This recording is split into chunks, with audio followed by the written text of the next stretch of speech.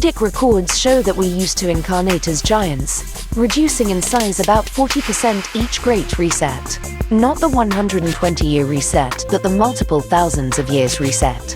Keep thinking about why the doors on all of the Tartarian architecture are so tall, and in the middle of that massive door is a small door for you little Oompa Loompas to walk into. You little monkeys inherited cities built by angels and Anunnaki Aryan. Those world fairs were built to show off angel tech that very seldomly hits the human market.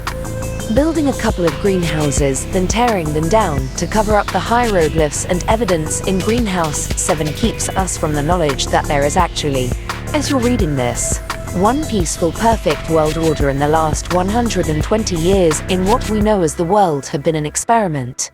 It is for a good reason. We only have one more gameplay. We're building a Stargate. We had to grow the human population to produce enough gold for the circuitry of the Stargate. You guys realize?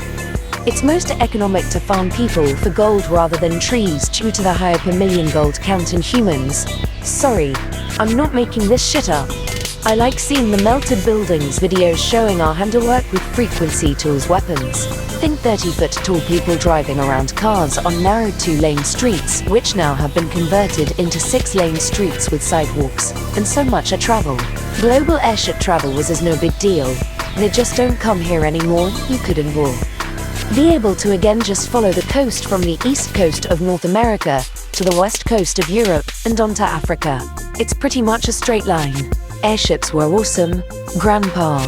I remember as a kid in this incarnation in Midwest City, Oklahoma, they tore down the mooring station at Tinker Air Force Base and the Goodyear blimp tied up to it to show everyone how it used to work in the good old days of our grandparents in a world where red bricks were slow discharge capacitors charged by the ether during the day and radiating light at night. My mom's friend hooked it back up and said he got like 6 hours of light off of the incandescent bulb every night. I did actually witness it, but I'm remembering 1979 or so. Why doesn't anyone talk about the stuff? I'm only 50. I know there's someone out there my parents' age, or even around 100 who could explain some of this antiquity we've found lying around from the last gameplay. I just think it's most effective in the experiment if we are ignorant of the larger reality of this plane we call Earth.